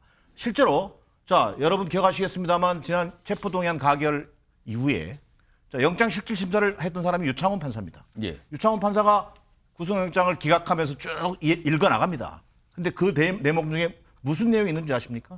당의 대표이기 때문에라는 표현이 있습니다. 당의 대표란 예우라는 게 있습니다. 결국은 그렇기 때문에 이재명 대표는 당대표를 해야 합니다. 사법 리스크에 효율적으로 대응하기 위해서 당대표를 하겠다라고 하는 것은 고민의 여지가 있는 것이 아닙니다. 그걸 가지고 지금 여당에서는 또 방탄 그러는 거 아닙니까? 그 방탄이라고 하든 안 하든 이재명 대표로서는 사활적 관계가 걸려있기 때문에 불가피한 선택이다. 그리고 당내에서도 마찬가지입니다. 체포동의안 가결할 때 또 두 번째 이번에 국회의장 선출할 때 보시면 뭐 추미애 우원식 아무리 공천과대에 속관했다고 해도 믿을 수 없습니다. 당을 완전히 장악하고 있어야 됩니다. 그게 이재명 대표의 저는 숙명으로 보여진다. 자, 그러나 이재명 대표인들 고민이 없을 수는 없다. 자, 이재명 대표의 일극체제를 얘기하고 있습니다. 자, 이것이 과연 양날의 칼이 되진 않을까? 대선 가도에 어떤 영향을 미쳐올 것인지. 자, 당내 유일한 차기 주자로서 대선까지 패권을 아마 가져갈 수 있을 겁니다. 사법부와 대응 과정에 사법부 이런 대응하는 과정에서 아마 일사불란하게 동원할 수 있을 겁니다. 자, 그러나 과연 이번 전당대회 정말 또대명 어대명 돼버리면 전대 흥행 실패하고 자, 중도층 누가 관심을 갖겠습니까? 이런 상황에서 궁극적으로 반전도 없고 경쟁도 없는 이런 전당대회 중도층이 반응할 리 만무하고 결국 궁극적으로 이재명 대표의 대선에 어두운 그림자가 그려질 수도 있다. 이런 고민을 어떻게 헤쳐나갈 것인지 여기에 대한 부담은 여전히 남아있다. 저는 이렇게 보여집니다. 알겠습니다. 오늘 국회에서 있었던 어떤 결정된 내용이 또 하나 있거든요. 그 내용 제목으로 확인해 보겠습니다. 11대 7 원구성 결정이 났습니다. 상임위원장 숫자거든요. 여당, 야당이 가져가는 건데. 그런데 여기에 뿔난 개딸들 왜 그럴까? 이런 제목입니다. 오늘 국민의힘에서 7개 상임위원장 받겠습니다. 수용합니다. 이 얘기 나왔죠. 그런데요. 지난 10일 민주당이 단독으로 11개 상임위원장 결정할 때는 국민의힘 분위기가 굉장히 격양돼 있었고 좀 달랐었거든요. 두 얘기 시점이 다릅니다. 연속해서 보겠습니다. 민주당이 일방적으로 진행하고 있는 이러한 상임위는 원초적으로 우리가 정당성을 인정할 수 없기 때문에 일단 불참한다. 국민의힘은 민주당의 폭주를 막기 위해 국회 등원을 결심하였습니다. 7개 상임위원장을 맡아 민생 입법에 집중하겠습니다. 입법 폭주와 의회 독재 저지를 위해 원내 투쟁을 본격화하겠습니다. 화면 좀 볼까요? 이제 보이콧 철회를 했어요. 그동안 상임위나 본회의 참석을 안 했는데 25일 만에 보이콧 철회, 7개 상임위원장 자리 수용한다. 국민의힘은 민주당의 폭주를 막기 위해 국회 등원을 결심했다. 7개 상임위원장을 맡아 민생 입법 집중할 것이다. 지금까지 입장을 바꾼 거예요. 김철영 교수님. 사실은 민주당이 강행을 하고 단독 이른바 단독 플레이 이렇게 됐는데 그거에 대해서 국민의힘 반발하면서 일각에서는 이쯤 되면 아니 의원들이 단식 수행도 좀 하고 삭발 수행도 하고 이래야 되는 거 아닙니까? 이 목소리까지 있었어요. 근데 그런 건 없었고 오늘은 그냥 수용 그리고 주경호 원내대표가 사임하겠다 책임지고 이런 얘기 나오고 목소리 보면 굉장히 좀 힘이 없는 목소리 같기도 하는데 이거 수용한 거 어떻게 봐야 되는 겁니까? 저는 국민의힘이 어쨌든 민주당의 전략에 말려들지 않고 굉장히 현명한 선택을 했다고 보이거든요. 물론 국회법이라는 게 민주당에서 내세운 국회법이라는 게 중요하죠. 하지만 그동안 국회가 국회법보다 더 소중하게 생각해온 그 가치들이 있었거든요. 예. 대화와 타협을 하고 그리고 견제하고 균형하는 거. 그래서 국회의장을 만약에 1당이 맡으면 2당이 법사위원장을 맡고 집권당이 운영위원장을 맡는 그런 관례들이 있었거든요. 근데 지금 그게 다 깨졌잖아요, 지금. 다 깨진 상태에서 어떻게 보면 민주당에서는 계속적으로 이제 이 국민의힘의 자존심을 긁으면 21대처럼 전 상임위원장을 독식할 수도 있었거든요. 그런 와중에서 어쨌든 국민의힘이 말려들지 않고 7개 상임위를 지켜낸 것만 해도 굉장히 다행이라고 생각하고요. 지금까지는 그냥 시간을 좀 번 셈인 거예요. 굉장히 시간을 둔 셈인가요? 민주당의 어떤 폭주 그리고 원구성을 굉장히 조금 그렇게 잘못하고 있는 부분에 대해서 대국민 여론전을 펼쳤다고 생각을 하고 과거처럼 단식 투쟁이라 머리 깎는 거 이런 것도 굉장히 아날로그적인 투쟁 방식이거든요. 그래서 좀 구태의연한 방식보다는 좀 더 현명한 선택을 하지 않았나. 특히 저는 그 부분에 좀 중요하게 생각하는 게 법제사법위원회나 운영위도 중요합니다. 하지만 지금은 남북관계도 어렵고 하기 때문에 외교위원회, 통일위원회, 정보위원회 그리고 국가예산 편성 기획재정위원회 이런 것들이 다 중요하거든요. 지금 남은 7개가 그 사람 상임위원장 자리죠. 어떻게 보면 집권당으로서 보여줄 수 있는 제대로 된 역량을 보여줄 수 있는 건 저런 상임위원회이기 때문에 저는 저런 상임위원장을 맡아서 하는 부분이 오히려 집권당으로서의 어떤 제대로 된 모습을 할 수 있다. 이렇게는 보이거든요. 그래서 오히려 저는 이번 국민의힘이 그동안 저걸 다 포기하지 않고 한 게 잘했다. 그리고 특히 내일이 6월 25일인데 6.25 그러니까 지난 1950년 되면 한국 전쟁이 발발했을 때 6.25 전쟁 낙동강 전선까지 밀렸었습니다. 지금 7개 상임위원장이 낙동강 전선을 지키는 그런 부분이 될 수도 있다. 그렇게 평가합니다. 일단 이렇게 타협이 된 거죠. 11개 갖고 나머지 7개 국민의힘이 갖겠습니다. 이렇게 결정이 된 건데 그거에 대한 여러 가지 찬반 논란이 꽤 있었다 그러죠. 근데 결정은 났습니다. 그런데요. 화면에 좀 볼까요? 반응이 나왔는데요. 민주당의 강성 지지층의 반응이 이렇게 나와요. 상임위 7개 결국 갖다 바쳤다. 이거 갖다 바쳤다라고 반응이 보이네요. 지금 나이브하게 기다려줄 상황인가? 국회의장은 대체 우원식 국회의장은 불만 별도 안 해요. 그리고 7개 줘서 화난 게 아니라 계속 기회를 주니까 화가 난 것. 여기서 기회를 받는 대상은 여당이 되겠네요. 이건 뭐죠? 인간 같지도 않은 것들이 조금이라도 나라 중임 맞는 게 싫은 것. 왜 줬냐? 7개를. 다 가져오지. 이런 반응인데요.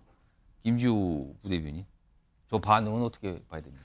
자, 저희 민주당 권리당원이 250만 명으로 추정되는데요. 몇 분이 얘기한 걸 가지고 전체 지지층이 저런 의견을 가지고 있다. 일각이라고 하겠습니다. 이거는 일각. 너무 좀 칭소봉대가 아닌가 싶고요. 제가 어떤 제명인의 마을이라고 가장 많은 그런 팬들이 가 있는 곳에 가서 좀 모니터링을 해봤는데요. 저런 글은 거의 없었습니다. 그럼 잘했다는 반응이 많습니까? 이것은 누가 봐도 지난주 입법청문회의 그 기세로 국민의힘이 정말 안 들어올 것 같이 하다가 들어왔지 않습니까? 국회의장과 민주당의 그런 의회 운영의 승리인데 이걸 가지고 뭐 끝까지 비난하시는 분들은 그동안 좀 국민의힘의 감정이 좀 나빴던 일부 의원들의 생각이고요. 당원들의 생각이고 대부분은 굉장히 좀 이번에 이제 들어오기 때문에 의회가 또 협치는 또 잘 진행될 기회가 됐지 않았습니까? 그래서 국회 정상화를 위해서 참 잘된 일이다 이렇게들 평가를 하고 있습니다. 혹시 김주 부대변인께서 강성지지층에 문자 받으시는 거 아닙니까? 혹시 또 무슨 소리라는 겁니까? 이런 문자 오는 거 아닙니까? 혹시? 아니 저희는 항상 언로가 열려 있기 때문에 그런 문자 받아도 이렇게 눈웃음 보내서 보냅니다. 알겠습니다. 아, 눈웃음을 보내서 반응을 보신다. 알겠습니다. 오늘 국회에 있었던 일까지 좀 정리해 드렸습니다. 다음에 아까 예고해 드렸죠. 이 화성 오늘 리튬 전지 공장 화재 이 상황 다시 한번 좀 지금부터 다뤄보겠는데요. 우선 관련 영상부터 좀 확인해 보겠습니다.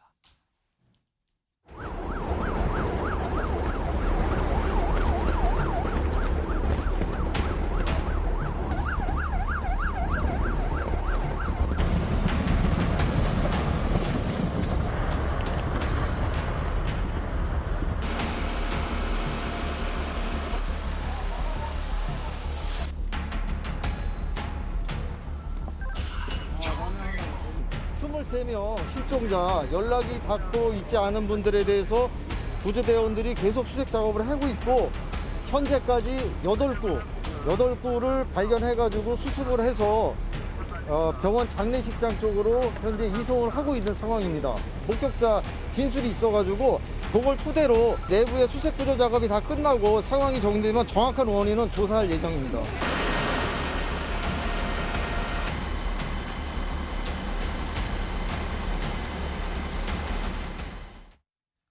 자, 그리고요, 지금 이 화재 관련 속보가 계속 들어오고 있습니다. 확인해 보죠. 자, 첫 번째입니다. 자, 화성 화재 실종자 수색이 완료가 됐는데요. 사망자가 22명입니다. 아까 방송 시작할 때는 9분이었어요. 그리고 방송이 조금 진행 동안 16분으로 늘었는데 지금 수색이 완료된 상태인데 22분입니다. 참사입니다. 대단한 참사가 났습니다. 지금요. 자, 이와 관련해서요. 지금 전문가 모셨는데요. 박재성 숭실사이버대 소방방지학과 교수 나와 계십니다. 안녕하십니까? 네, 안녕하십니까? 자, 우선요. 인명피해가 엄청납니다. 지금요. 네, 이렇게 큰 피해가 발생한 원인 이거 어디 있다고 봐야 됩니까? 아무래도 이게 일반 화재가 아니라 리튬 배터리를 대규모로 보관하고 생산하고 보관하는 공장에서 화재가 발생을 한 거고요. 지금까지 제가 확인해 본 바로는 이제 이 화재가 발생한 공장 건물이 2층 건물인데 계단이 2개가 있었습니다. 근데 최초 발화된 지점이 직원들이 주로 출입하던 계단 근처에서 화재가 발생을 했고 계단 근처? 그러다 보니까 이제 거기가 평상시에는 그냥 출퇴근 경로가 됐겠죠. 근데 화재 시에는 이제 피난 경로가 돼야 될 부분에서 화재가 리튬 배터리 화재가 급속도로 확산되면서 거의 폭발성으로 발생을 하다 보니까 피난 경로가 차단이 돼서 이제 대규모 인명 피해가 발생했던 주요 원인 중에 하나가 아닌가 생각이 됩니다. 아, 일단 인명 피해가 많은 이유는 이 통로가 돼야 되는 그 계단 부분에서 화재가 시작됐다는 그 점인데, 근데요. 지금 이 화재가 난 뒤에 많은 분들이 주목하신 게 리튬 전지 공장이에요. 리튬 화재가 난 거예요. 리튬 전지에서. 이거는 지금 뭐 물이나 소화기로도 끌 수가 없다는 얘기. 아까 방송 시작할 때도 전문가분들 그런 설명해 주셨는데 이거 그렇다면 이거 어떻게 대응을 해야 되는 겁니까? 이런 곳에 화재가 나면은? 그러니까 리튬 배터리에서 화재가 발생하면 굉장히 어렵습니다. 우리가 쉽게 말씀을 드려서 전기차 화재가 발생을 했을 때 전기차도 결국 리튬 배터리거든요. 근데 지금 요번에 화재가 발생한 공장 같은 경우는 리튬 1차 전지이고 우리가 보통 이제 전기차 같은 경우는 2차 전지예요. 1차 전지, 2차 전지. 2차 전지라고 하는 것은 충전을 하고 방전을 됐으면 다시 충전을 해서 사용을 할 수 있는 게 이제 2차 전지고 1차 전지라고 하는 것은 한번 방전이 되면 이제 폐기를 해야 되는. 충전이 안 되니까 그건 쓰고 버리는 거군요. 네, 그렇습니다. 그러니까 두 개가 이제 약간 다르고 그 안에 이제 성분도 다른데 결국은 이제 리튬이라고 하는 주요한 이제 그 성분이라는 거죠. 이제 리튬이라고 하는 특징이 이제 물이 닿게 되면은 수소가 발생을 합니다. 수소가 발생을 하고 또 리튬 전지 배터리 같은 경우는 연쇄적인 이제 그 열폭주 현상이라고 그러죠. 폭발성 화재로 이어지기 때문에 화재가 굉장히 어렵고 좀 전에 앵커께서 말씀하셨던 것처럼 일반적으로 이제 물에 의해서 화재 진압이 굉장히 힘들다라고 이제 하고 실질적으로 좀 전에 말씀드렸던 것처럼 물이 닿게 되면은 일부 이제 수소가 발생을 하면서 그게 이제 폭발로 이어지다 보니까 더 화재를 키운다라고 하는 얘기도 있는데 이번 화재 같은 경우도 초기에 현장에 출동했던 그 소방관들이 그 안에 리튬이 있고 이제 금속성 화재의 위험이 있다라고 하는 그런 부분들을 파악을 했고 그러면 과연 이제 이게 물을 쓰는 게 맞느냐 그러면 과연 어떤 소화약제 예를 들면 팽창질석이라든지 모래라든지 이런 부분들을 사용할 수 있느냐라고 하는 여러 가지 가능성을 검토를 했던 것이죠. 근데 사실적으로 뭐 다른 효과적인 뭐 소화 방법이라고 할 수 있는 게 특별한 것이 없는 것이고 예를 들면 팽창질성이나 모래 같은 경우는 거기에 대규모로 투입을 해서 화재를 진압한다는 것이 사실적으로 힘든 것이고 그렇죠. 물하고는 다르니까 어렵겠죠. 그게. 어렵죠. 그러면은 위험성과 효과성, 화재 소화 진압의 효과성을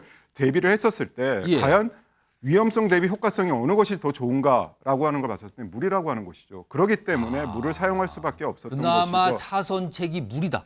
그렇죠. 그나마 이제 리튬이라고 리튬 배터리라고 하는 것에 화재가 발생했을 때 물이 여러 가지 또 문제점을 일으킬 수도 있고 효과가 제한이 있다라고 하는데 쉽게 말씀을 드리면 우리가 전기차 화재 발생을 했었을 때 물에 담궈서 냉각 소화를 시키잖아요. 그렇습니다. 뭐 물 뿌려도 안 되고 소화기도 안 되니까 그냥 물에다 담그죠.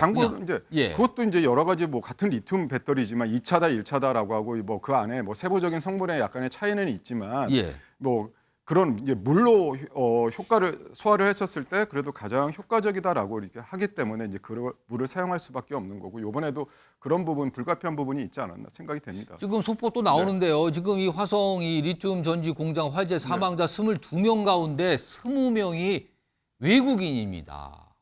이분들은 다른 나라에 일을 하러 왔다가 참변을 지금 당한 상황인데. 네, 그렇습니다. 일단 이 리튬 이게 통상적인 어떤 무슨 건물에 난 화재나 목재가 난 화재가 아니라 리튬 전지가 폭발하고 화재가 발생이 더 어렵다는데 화력도 어마어마한데 지금 오늘 이 사망하신 분들 이 끔찍한 상태 아닙니까? 그럼요. 그렇습니다. 그러니까 거의 대부분이 이제 소사를 하시다 우리가 이제 소사라고 하는 건 이제 불에 타서 사망을 했다라고 하는데 거의 신원 확인이 어려울 정도로 시신이 많이 훼손이 된 것으로 되어 있고요. 이제 좀 전에 말씀드렸듯이 화재가 발생한 위치가 현재까지 확인된 바로는 계단 근처가 이제 또 한 많은 사망자를 발생시켰던 또 치명적인 원인으로 될 수가 있고 그 안에 이제 보통 이제 그 리튬 전지 같은 경우는 이 공장 같은 경우는 가로 30cm, 세로 45cm 정도 되는 이제 원통형 2차 전지를 거기에 3만 5천 개 정도를 보관을 하고 있었다라고 합니다. 그게 이렇게 수평적으로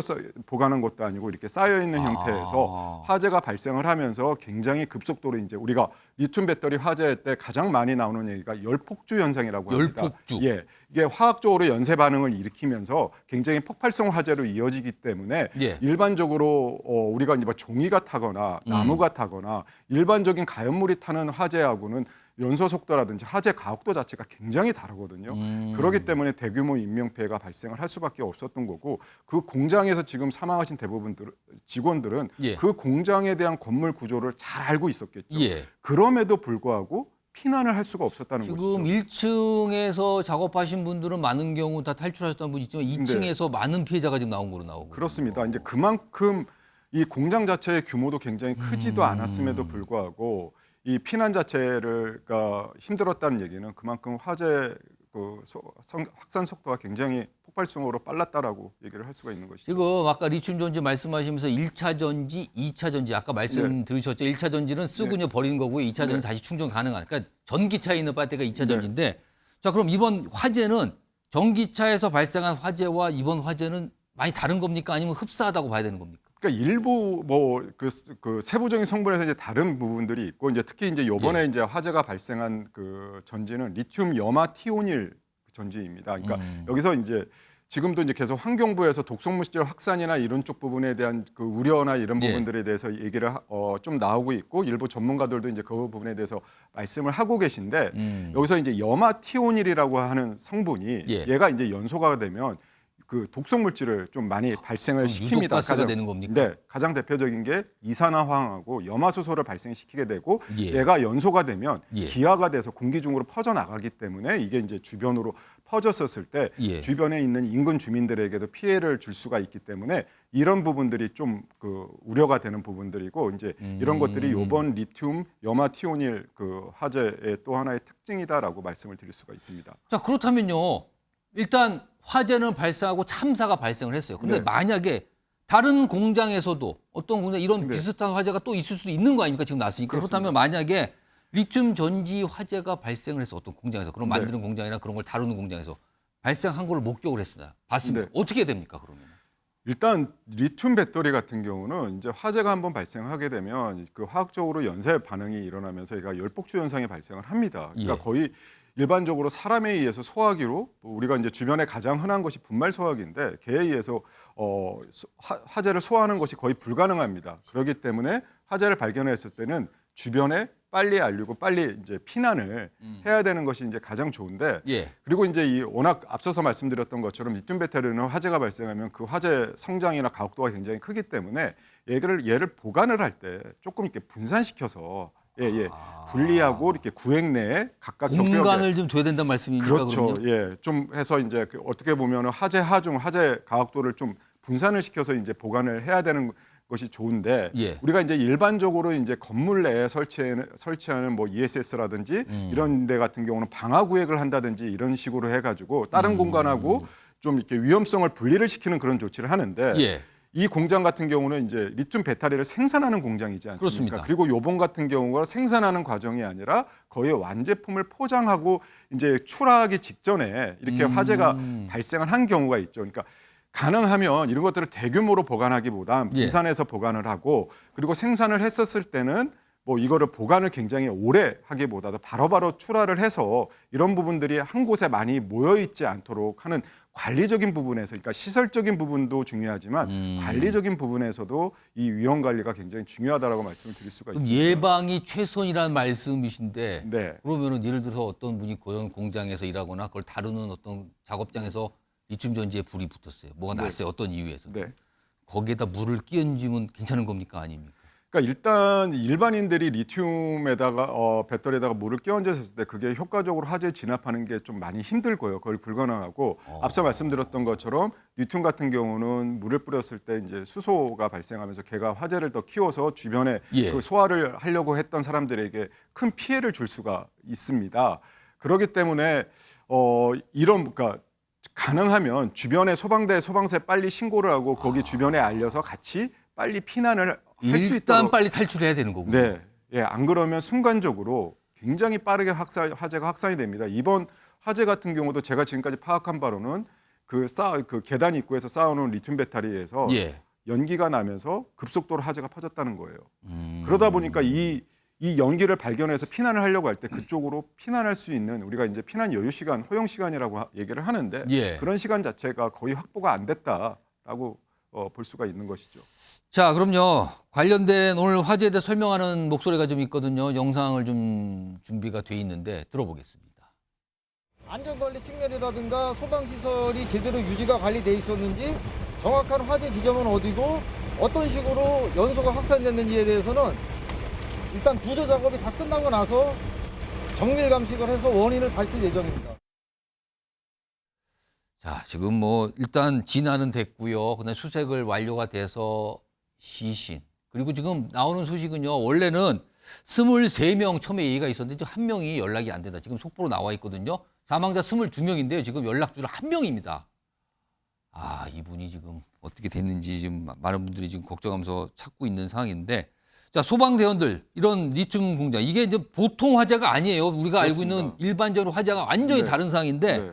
이건 소방대원들 진화하는 소방대원들도 굉장히 주의할 게 많을 것 같네요. 이거는요. 굉장히 위험하죠. 일반 화재하고 달리 얘는 거의 뭐 폭발성으로 화재가 발생을 하기 예. 때문에 소방대원들이 그 건물 내에서 진입을 해가지고 소화 활동을 하는 것 자체가 거의 불가능합니다. 그러니까 주로 외부에서 이제 물을 뿌려넣게 되는 것이고 그리고 1차적으로 화재가 진압이 됐다 하더라도 리튬 배터리의 특징이 재발화가 굉장히 쉽게 됩니다. 그렇다면 뭔가 네. 꺼진 것 같은데 다시 꺼진 것 불이 같은 난다는 거에도 겁니까? 화학적인 연쇄 반응이 일어나고 과열이 되면 얘가 다시 재발화가 되는 지금은 경우들이 진화가 많기 때문에 됐다고 알려지고 있거든요. 그렇다면은 다시 발화될 가능성을 배제 못한다 이 배제를 뜻입니까? 못하기 때문에 계속적으로 현장에서 예. 모니터링을 해야 되는 것입니다. 모니터링을 해야 되고 예. 주변에 안전 조치를 함으로써 혹시라도 재발화가 됐었을 때 인명피해가 발생하지 않고 빨리 효과적으로 화재를 진압할 수 있도록 그런 것들을 미리 좀 대비를 하고 준비를 하는 것이 중요합니다. 지금 보면 이 오늘 사망하신 분들, 외국인 노동자들 뭐 국적도 지금 확인돼서 나오고 있는 상황인데, 이분들 신원 확인 자체가 지금 어려워진 거 아닙니까? 이렇게 되면. 네, 그렇습니다. 제가 들어오기 전까지 이렇게 좀 확인해 본 바로는 그분들이 뭐 여러 가지 명단이나 이런 것들도 건물 내에 있어가지고 그 갖고 나오는데 어려운데 지금 뭐 국적이 확인된 거 보면 건물 내에서 일부 명단은 일단 가지고 명단 나온 것 자체는 같아요. 뭔가 파악이 된 근데 것 같아요. 시신을 이제 갖고 이제 이분들이 어느 분들인가라고 하는 그렇죠. 것에 개별적으로 대해서는 다 확인을 해야 되죠. 굉장히 거의 지금은 누군가라고 확인하기는 어렵고 성별 정도가 확인할 가능한 정도로 이렇게 시신이 많이 이제 훼손이 되어 있는 상태다라고 해서 굉장히 안타까운 상황입니다. 리튬 전지 굉장히 유용하고요. 많은 기술도 필요하고 유용하고 우리한테 많은 편리함도 주지만 화재가 났을 경우 이렇게 위험하다는 겁니다. 지금 마지막으로 속보 몇 가지만 더 소개해드리죠. 지금 이 화성 공장에서 사망자 22명이고 연락 두절 지금 1명입니다. 1명. 지금 1명 어떻게 되는지 모르고 있는 상태고요. 다른 속보 보겠습니다. 자, 지금 사망자 22명 중에서 20명은 지금 외국인으로 파악이 되고 있습니다. 그리고 국적도 좀 어느 정도 명단이 나와서 국적이 확보된 것 같습니다. 알겠습니다. 자, 지금까지 숭실사이버대 소방방지학과 박재성 교수였습니다. 고맙습니다. 네, 고맙습니다.